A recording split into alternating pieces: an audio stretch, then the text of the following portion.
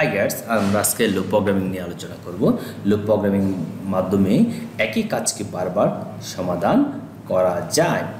আমরা ব্যবহার করছি i equal to 1, যেটাকে আমরা বলছি counter initialisation i less than equal to 10। তাহলে i এর মান যেহেতু 1 এবং 10-এর চেয়ে ছোট এবং সমান হলে সে কাজ করবে, যেটাকে আমরা কন্ডিশন বলছি, এবং i প্লাস প্লাস মানে হলো i এর মান 1 করে বাড়বে। আমরা একটা ফাংশনের ভিতরে দেখছি যে এই লুপটা যেহেতু 1 থেকে শুরু করেছে এবং 1 1 করে বাড়বে এবং সে 10 পর্যন্ত যাচাই করবে, তাহলে দেখছি আমরা এই কন্ডিশনটা 10 বার কাজ করছে বা 10 বার কন্ডিশনটা সত্য হবে।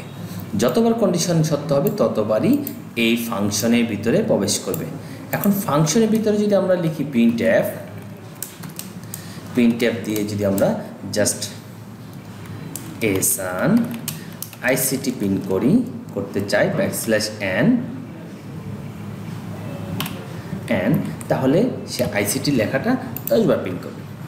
তাহলে বিষয়টা দাঁড়াচ্ছে আমি এই লুপের মাধ্যমে 1 থেকে শুরু করছি, 1 1 করে তার অবস্থানটা চেঞ্জ হচ্ছে এবং 10 পর্যন্ত যেহেতু কাজ করবে, তাহলে এই ফাংশনটার ভিতরে সে 10 বার প্রবেশ করবে এবং সে এসান আইসিটি লেখাটা 10 বার প্রিন্ট করবে। আমরা রান করি, তাহলে দেখা যাচ্ছে আমাদের এসান আইসিটি লেখাটা 10 বার প্রিন্ট করেছে।